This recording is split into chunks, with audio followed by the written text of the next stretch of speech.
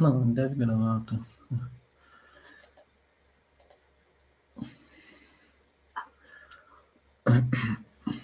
Oi, pessoal, boa noite. Om Namaste Astu Bhagavan Vishveshwaraya Mahadevaya Triambakaya Tripurantakaya Trikalagni Kalaya Kalagni Rudraya Nilakantaya Mrityunjayaya Sarveshwaraya Sadashivaya Shriman Mahadevaya Namaha. Om Namaste Astu Bhagavan Vishveshwaraya Mahadevaya Triambakaya Tripurantakaya Trikalagni Kalaya Kalagni Rudraya Nilakantaya Mrityunjayaya Sarve Yasada Shivaya Shriman Mahadevaya Namaha. Om Ugram Bhiram Mahavishnu Jalantam Sarvatomukham Nrsimham Bhishanam Bhadram Mrityum Namamyaham. Opa, tem uma aqui na espera. E aí, mas põe as janelas, muda as janelas, tá só ali, bota na tela inteira. Não dá para ver nada. Peraí que eu tô admitindo o pessoal aqui, visualizar. Não, põe admitir todos ali, ó. Tem um botão que é admitir todos. Já pus, tá ainda. Aí. Agora sim. Só que aqui vai ficar ruim por conta dali, né? E a gente fica de lado. Não, mas é assim mesmo. Tá bom. A gente tá filmando aqui, gravando a live. Boa noite, com outra câmera. E aí, pessoal? Agora que a gente... Lúcia, Maurício, Marcos, agora a gente tá estamos mais pessoal, né? Gabriel, Ciro. E aí, tudo bem? Agora parece mais casa de família, né? Sentado na sala. Aquele celular é irritante, na verdade. Não, e toda vez que eu vou mexer no celular, ele cai. O tripé não dá certo. Não, e aí fica metade da tela, eu, metade ela, né? Tipo... Tem que sentar atrás para poder caber. Aí ela tem que sentar atrás. E aí, Cardoso? E aí, Cardoso, tudo bem? Namastê. Cecília. Vocês são... E... Tem alguém treinando o mantra aí. Quem que foi? Aí vocês podem perguntar, agora não precisa mais escrever perguntas, vocês abrem o áudio aí e me perguntem na lata aí.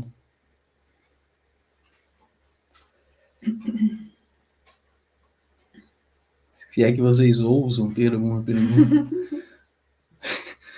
Quem que vai começar?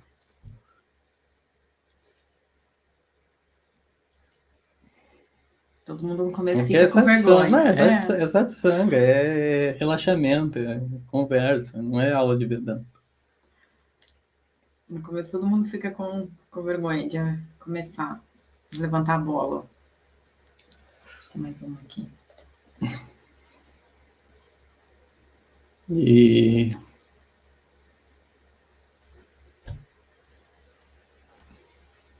O que vai acontecer? Alguém vai cantar uma música? Que suspense? Que suspense é esse? Vai vir um cara de máscara com um machado aqui pela janela, dá um suspense. Professor, tem uma pergunta. Diga. Inclusive, ficou para fazer essa pergunta ontem, eu até escrevi lá no comentário, não pude participar de forma síncrona, né?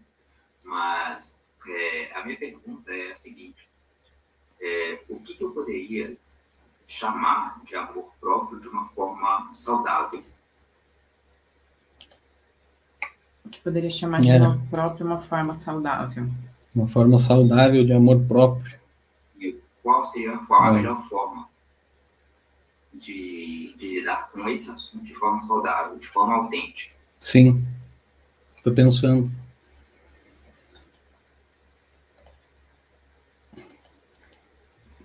Boa noite, professor. Boa noite. Boa noite.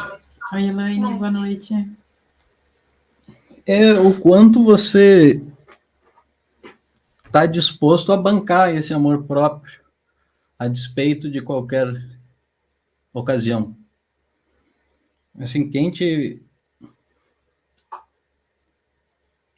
tira amor é você mesmo. O seu amor próprio é você mesmo. Porque você dá ao mundo as circunstâncias, o poder de tirar o seu amor próprio, porque você se julga, daí acontece alguma coisa, você se julga com base na coisa que aconteceu. Agora, as coisas que nos acontecem não somos nós que determinamos. O mundo nos determina, as coisas que acontecem com a gente, é o mundo, é o karma que determina. Não tem como ter amor próprio submetido a isso. Se a sua opinião está submetida aos acontecimentos do mundo, você não tem amor próprio. É o amor do mundo. Se o mundo disser que você está bom, você está bom. Se você tiver dinheiro e as pessoas falarem que dinheiro é amor próprio, você vai ter, é bom, você vai ter amor próprio, se você tiver dinheiro. Só que dinheiro a gente não controla. Ninguém controla. Mesmo o economista, ele acha que controla, não controla. É karma que controla, como tudo mais. Então, como é que ele vai ter amor próprio? Se você está atrelado a coisas que não dependem de você, isso já é você se botar na sarjeta. Você você atrelou, porque você quis.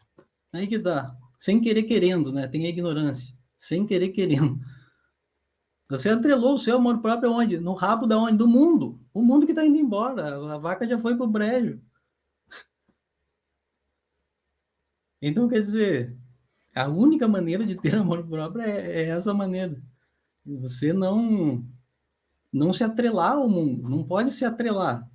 A sua boa vontade, o seu amor próprio não pode estar atrelado a situação nenhuma. Porque tudo pode dar errado. Tudo pode ser motivo para a gente reclamar e não ter amor próprio. E ficar infeliz, se dar ao luxo de ficar infeliz. Tudo leva a isso. Se você for botar o seu amor próprio fora de você, quer dizer, no que não depende de você. Tem amor próprio aquele que bota o amor dele no que só depende dele. Senão é um maluco, é um louco, é um suicida. Só tem amor próprio aquele que coloca o amor no que depende dele só. Esse é o meu amor próprio, o que depende de mim. O que eu posso fazer de verdade, só eu. Nisso está meu amor próprio, na minha decisão. Não tem outro amor próprio. Se a gente for olhar para o espelho, procurando amor próprio, a gente não acha. A gente acha ruga, a gente acha defeito em tudo. Não tem outro amor próprio que não esse. Da sua decisão, da sua vontade, da sua liberdade. Amor próprio é liberdade. Qualquer outra coisa é escravidão, não é coisa de homem livre.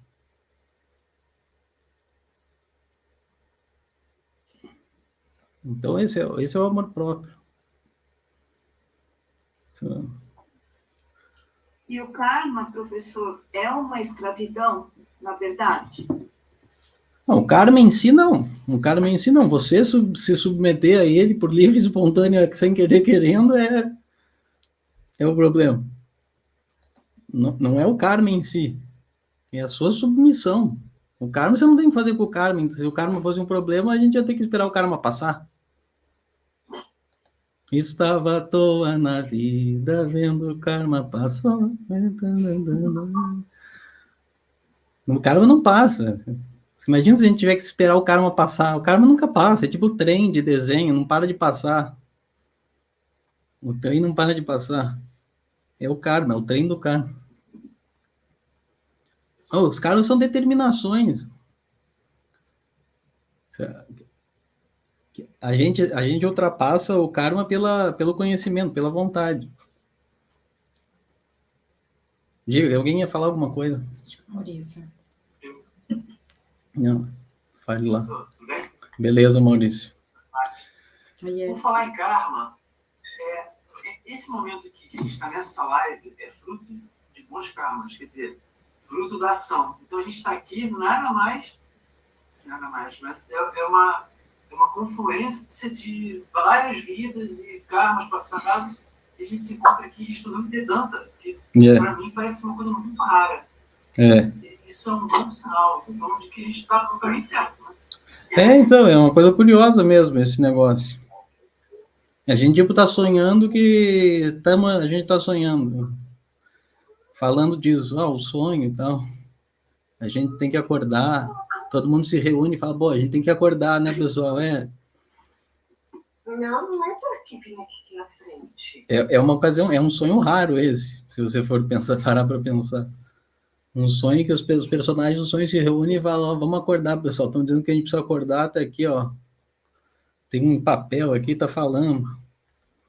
A gente tem que acordar, vamos acordar, vamos acordar. Como que a gente tá dormindo? Como que a gente adormeceu? Mas a gente é o criador do sonho, não sei o quê, e começa, toda a vichara começa. Dentro do sonho começa a vichara. Não é assim, toda encarnação que tem isso. Definitivamente não. Parece inacreditável. É uma coisa meio inacreditável mesmo. É um negócio. É púnia, por isso que é sortes. É sorte mesmo, você tipo tirou na loteria. Não é uma metáfora. Quer dizer, a loteria é uma metáfora para isso. Não o contrário. Porque é muito mais raro. Ganhar na loteria é fácil, pô. Tem gente que ganha 18 vezes, 22 vezes. Exato. Se for parente do dono das bolinhas lá, ele ganha mesmo.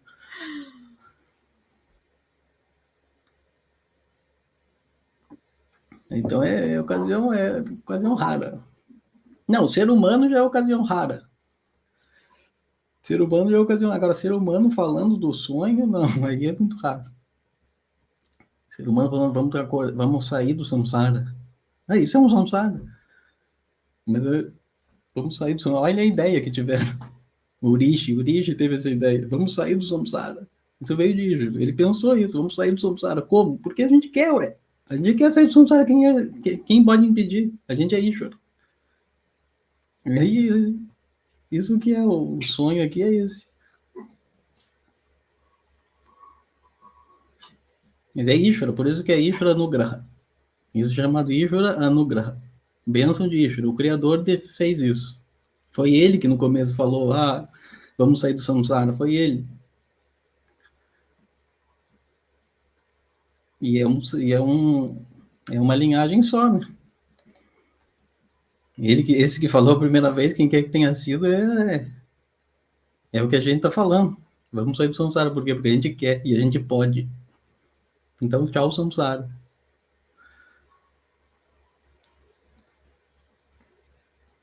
É tipo...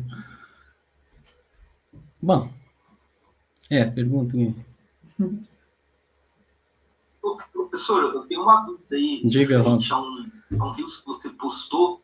Não sei se vocês estão ouvindo aí. Estamos ouvindo, sim. Referente do Reels das emoções lá. Eu venho há um tempinho estudando essa parte de desenvolvimento pessoal. Fiz um mentor e ele trabalha muito nessa linha aí que o Vedanta traz. Eu acho muito legal e está encaixando muita coisa assim que eu já venho aprendendo. E referente às emoções desse Reels, ele me chamou a atenção que meio que bagunçou um pouquinho minha cabeça, a forma de entender. Diga o que bagunçou, que eu bagunço mais um pouco. Isso. Eu não sei se eu consigo, eu queria me ater bem a pergunta que eu fiz lá no Instagram. Será que eu consigo abrir aqui sem derrubar aqui o áudio? Esperamos que sim, vai lá. Deixa eu ver se... A Paty vai ver aqui, peraí. Isso, tá no vídeo das emoções lá. Porque eu vi esse Reels aí, acho que umas 10 vezes. Qual que é é o de hoje? Esse da crença das emoções. Deixa eu ver se é o de hoje, peraí. Vê aí o comentário. Essa certa maneira de sentir o mundo seria através do ego, que se conhece apenas como pensamento e o sentimento que nasce disso? E a solução seria transcender isso para além da limitação que essa percepção equivocada de si causa? É essa a pergunta, né, Robson? Exatamente. Qual maneira de sentir o mundo? Sim. Essa certa maneira. A maneira, assim, que eu vejo, do meu ponto que eu tô, assim. Não, é que eu não lembro do vídeo exatamente o que eu coloquei. Você falou que você tem que sentir as emoções igual você tenta controlar o vento. Sim, que você não tem as emoções. Né? As emoções te têm. Não, você... diga. Assim, aí nessa pergunta, a dúvida principal me surgiu porque, assim, a gente cria um eu mental, Sim. A gente pode chamar isso de ego. Sim. da forma que eu vejo, e esse ego, através de um conjunto de pensamentos, ele cria uma certa emoção. Não, para. Você já está falando isso desde uma certa emoção prévia a isso que você está falando. Você não consegue ficar antes disso. Você é fruto disso. Você está querendo, achando que é um... Você está falando o que você está falando já imbuído de uma certa emoção, de uma certa maneira de sentir o mundo, as coisas e conhecer. Aqui não tem distinção de conhecer e sentir, é tudo uma coisa só. Tudo que você está falando, eu até parei de prestar atenção porque o ponto é esse, está antes da sua questão, é você. Da onde você tirou esse negócio todo que você está falando, da onde? De que disposição afetiva básica, primordial? É dessa maneira que a gente está no mundo de início. Esse início já foi, sempre já foi. A nossa vida é correr atrás do bonde andando. O bonde já foi, já saiu, a gente está correndo atrás. A gente não pega esse começo, a gente fala a partir dele. Então é uma coisa muito mais real do que você está imaginando. Você nem pode imaginar, porque para imaginar qualquer coisa, você tem que estar desde um certo sentimento no mundo. Você nunca está neutro e daí entra no mundo. Ah, entrei na cena. Não, você já está em cena, desde sempre. A vida vai antes que você. Quando você vai, você já está pegando o bonde andando, correndo atrás da razão, o ego. Ei, para tudo. Para tudo, é antes. Isso que eu estou falando no vídeo é tudo antes. Antes da história toda, antes do ego, antes de você pensar ego cogito, ego, Descartes, pensar, será que eu tô... Antes de tudo isso, antes. Aquilo que possibilitou Descartes botar o roupão dele e sentar no quarto dele, na frente da lareira e ficar pensando. Essa disposição, essa realidade, que é a existência factual. Não que ele delirou lá pensando, será que eu estou vendo o que eu estou vendo? Será que tem um gênio maligno? Não sei o quê. Não, isso é tudo história da cabeça dele. Antes disso, ele já estava no mundo se sentindo de uma certa maneira, e ele só foi pensar o cartesianismo porque ele estava se sentindo daquela maneira, com aquelas aspirações, com aquelas crenças. Isso é interessante de ver. Não a porcaria que ele pensou. Então, sempre quando você começar a pensar assim, você volta. Os cavalos foram para frente a carroça foi para frente dos bois. Volta. Você não está pensando na realidade. É muito mais pro lado prático. Não é aqui a diferença prática teórica, não existe diferença prática teórica. Porque você sempre, toda prática é teórica e toda teoria é prática. Isso que eu estou falando é prático ou teórico? É prático, eu tenho prática nisso. Por isso que eu falo assim, é prático ou teórico? Não, toda teoria é prática e toda prática é teórica, porque como você vai abrir uma porta sem teoria? Você sabe que você tem que fazer assim, né? Isso já é teoria. Onde que está a teoria prática no mundo? O mundo não é teoria e prática. Isso, a razão abstraiu do mundo como dois conceitos diferentes e começou a achar que são duas coisas diferentes. Não são. O mundo é uma coisa só. Não tem dois compartimentos no mundo. O mundo é uma coisa só. Uma. Ó, fica de olho se entra alguém aqui, se admite que a Cecília está... Então é isso. O buraco é mais embaixo. Isso que eu estou propondo que vocês pensem nesses termos, porque isso muda muito a percepção das coisas. Que é a nossa única maneira... Estudar, e aí fica um balaio de conhecimento na cabeça, um monte de conceito, aí você tenta encaixar isso no que já está acontecendo, a vida rolando e... O problema é que eu estou destruindo as crenças de vocês, não os pensamentos. Pensamentos a gente nega toda hora, mas a crença não, a gente não mexe nisso. Aí vem alguém e mexe, pô, a gente fica assim, né? Peraí. Isso é a diferença entre crença, a diferença entre crença e pensamento é a diferença entre pensar em algo e contar com algo. É bem diferente as duas coisas. Você conta com um monte de coisa que você nem pensa. Um monte de coisa. Quando você abre a porta para sair de casa, você conta que tem espaço lá fora. De onde você percebeu o espaço? Não, eu contei que tinha. Daí eu pensei em abrir a porta. Como que eu pensei em abrir a porta? Porque eu tenho a crença de que existe espaço atrás da porta. Senão eu não abriria a porta. Eu creio, mas eu penso nisso? Eu penso quando eu vou abrir a porta, tem espaço lá fora? Não, ninguém é idiota para pensar isso. Mas você crê nisso, é diferente. Você conta com isso. Essa é a diferença entre esse nível aqui e o nível do conhecimento aqui, ó, mais embaixo. Do conhecimento da crença. A crença é mais embaixo, a crença. A crença é assim, é o chão que se estende para que você coloque as suas coisas e ande, e volte, e sente, deite. Isso chama crença. Você está cheio dela. Tem um montão. Se não for, de pensamento mesmo tem só um pouquinho, assim, um pouquinho de a crença que é a civilização é sustentada por crença.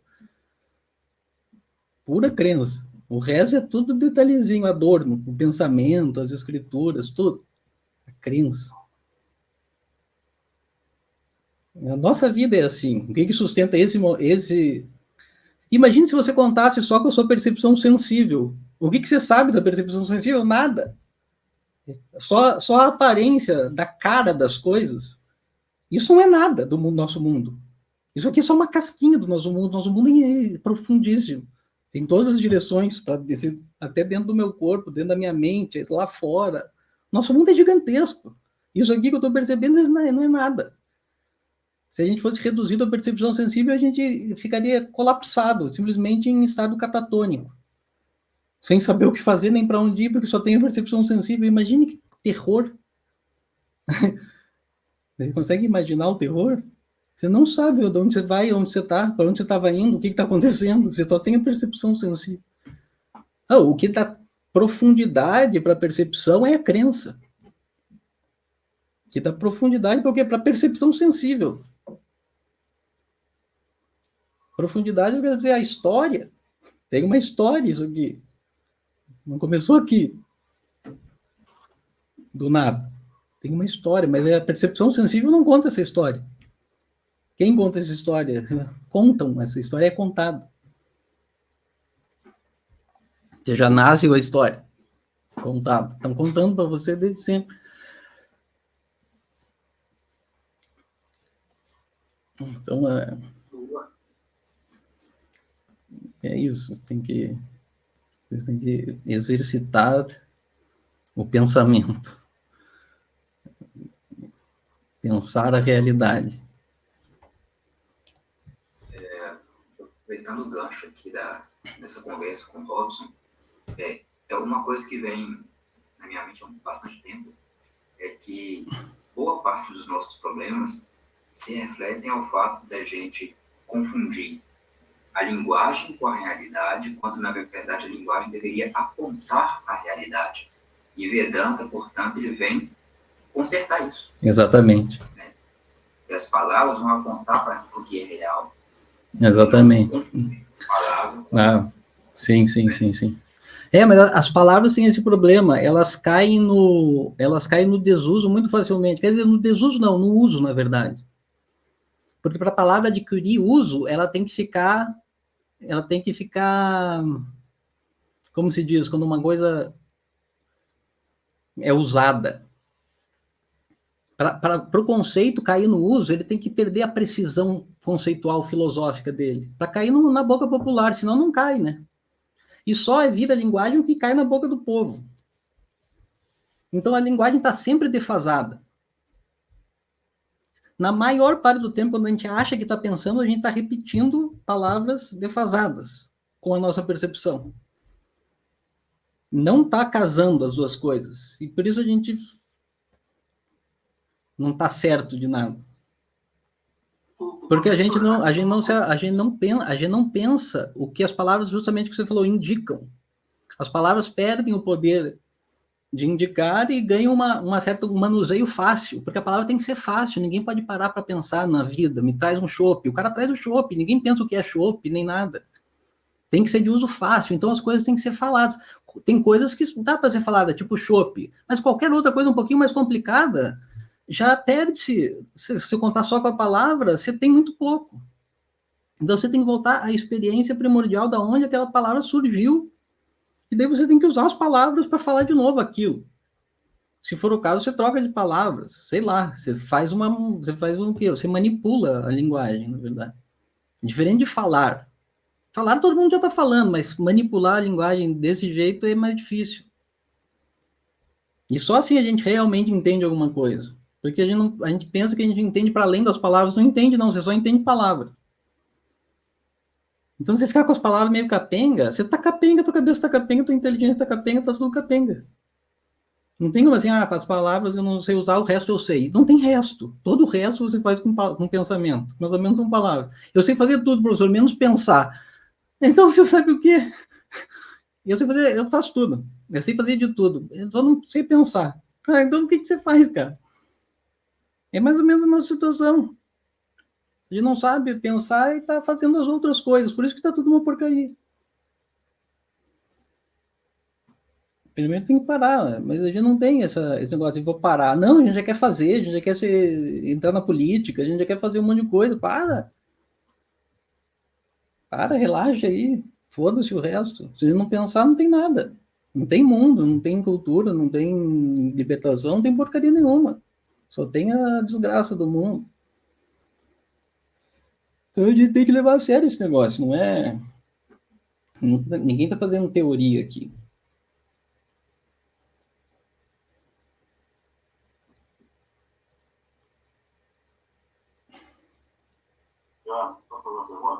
Amanda, cara, não.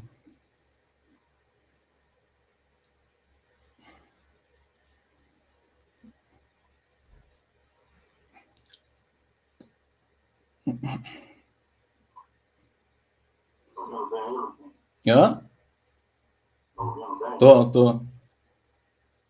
Então, minha dúvida é o seguinte. É dito, somente por chance, né? Que é raro o nascimento humano, é raro mesmo no nascimento humano você buscar o estilo de liderança, e é raro que você encontre um professor adequado que ensine realmente. Até aí tudo bem. Até aí tudo bem, não. Mas vai lá, manda. Não, tudo bem certo. Né? A única coisa que eu não entendo é essa questão de errar o nascimento humano. Porque o indivíduo, por exemplo, o indivíduo que tivesse suas elegantes, já faz as práticas, pratica o Dharma e tal, provavelmente não vai cair, ele vai ter uma outra chance de não realizar o Brahman, né? E ele não vai nascer em forma não humana, provavelmente, né? Não se garante isso aí, não. Não é garantido, mas... Não é garantido. Não. Se a busca for sincera, você alcança moksha nessa vida. Outra vida, não tem como você ser sincero e não obter moksha nessa vida. É impossível. Não depende de nada mais. Não tem outra coisa. Não tem como você não alcançar o moksha, porque você já é mukta, você já é livre. Como que você não vai... Como que você vai ter total fé, total sinceridade, total boa vontade e não vai entender isso? Não, o meio, você não entende porque você não tem total boa vontade, total fé, total... Entendeu? Aí, tipo assim, outra vida, para não te desencorajar. Mas, tipo... Sabe? Eu não levo a sério esse negócio. De outra vida, na outra vida. Eu sei que se vai falar, o Krishna promete que quem está na busca pelo conhecimento sincero, só que não é bem sincero, é sincero entre aspas, na Gita, sincero entre aspas. Porque se for sincero mesmo, não tem impedimento. Se for de boa vontade, não tem impedimento. Você já é mukta. Imagina um menino, 10º menino, quer ser o 10º menino. Um cara chega para ele, onde está o 10º menino? O que vai impedir o 10º menino se ele tiver fé e boa vontade? Professor. Ele é o 10º menino. Ele fala, tá bom. Mesmo antes de ele dizer, ele já tá tranquilo. Aí depois disso ainda, você é o 10º, ele achei que você ia me trazer de trás da árvore. Como eu sou burro, é verdade, eu sou o 10º. Não tem mistério, não tem nada, só tem boa vontade, 100%, Shraddha total. Se não tiver Shraddha, não vai alcançar nesse nem no outro. Se você não tem Shraddha aqui, quem diz que você vai ter Shraddha no outro? Quem disse? Você não tem nem aqui, agora, no futuro eu vou ter? Não, essa é presunção demais. Eu não tenho nem agora. Como que eu vou ter na próxima vida? Que vida? Aí eu já penso em todos, sabendo 100 trilhões de espécies de vida que existem no universo. 100 trilhões é um número baixo. É muito mais. Aí você pode nascer em cada um delas, imagina. Você pode nascer em cada uma dessas formas. Aí o humano é uma só, uma delas. Aí você dá aqui com a faca no queijo da mão, mas você não tem Shraddha. Boa vontade. Deus não deve premiar isso. Ele não deve premiar isso. Se você tem um prêmio de outra coisa, não é disso. Pô, isso falta da sua boa vontade. Não. Isso é tipo, é pecado grosseiro. Tipo, ele deu tudo e esperou você não foi. Deus marcou enquanto você não foi. Você fala, não, vou fazer outra coisa. Ele perdoa isso? Bom, Deus perdoa tudo, né? O compassivo, misericordioso não é à toa, né? Deus é tudo. Se não fosse Deus, a gente não teria nada pra gente. Não ia ter nada, simplesmente nada. Deus é bom. Isso que é o bom. Na prática, o que seria atingir o moksha? Eu tenho conhecimento, eu entendo que eu não tenho controle de nada, eu toco a minha vida sem sofrimento, mas eu continuo no meu dia a dia. Como seria atingir o moksha na prática?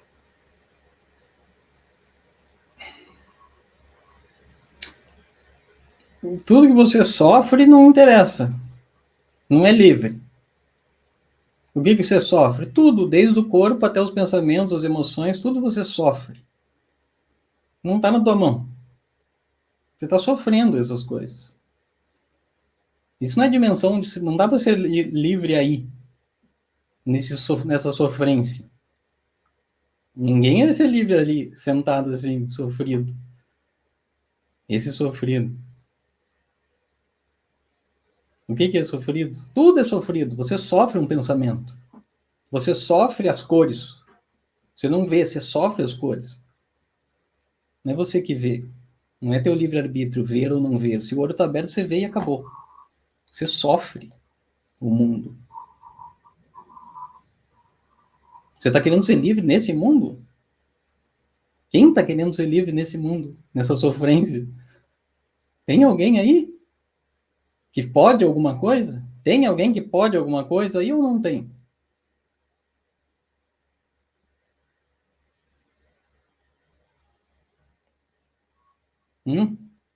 Se você diz tem, você tem moksha. Se você diz não tem, você tem que alcançar moksha.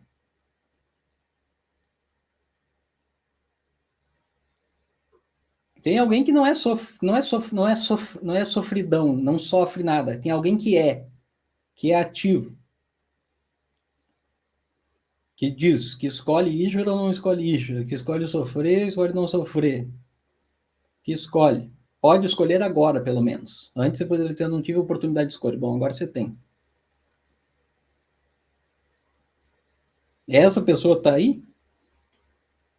Você que tem que dizer. Eu não posso dizer vendo de fora, porque eu só vejo sofrência. Quando eu olho de fora, eu vejo corpo, eu vejo emoção, eu vejo mente, eu não vejo você.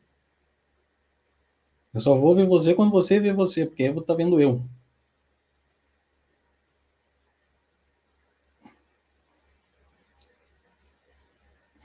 Obrigada. De nada. De nada. Bom, já deu, né? A gente ficou tarde. Já deu, é muito o quê? Muita emoção. É muita emoção. Boa. Valeu, pessoal. Om Tat Sat Sarvam Brahmarpanamastu Harihi Om. Abraço. Até mais. Até amanhã, pessoal.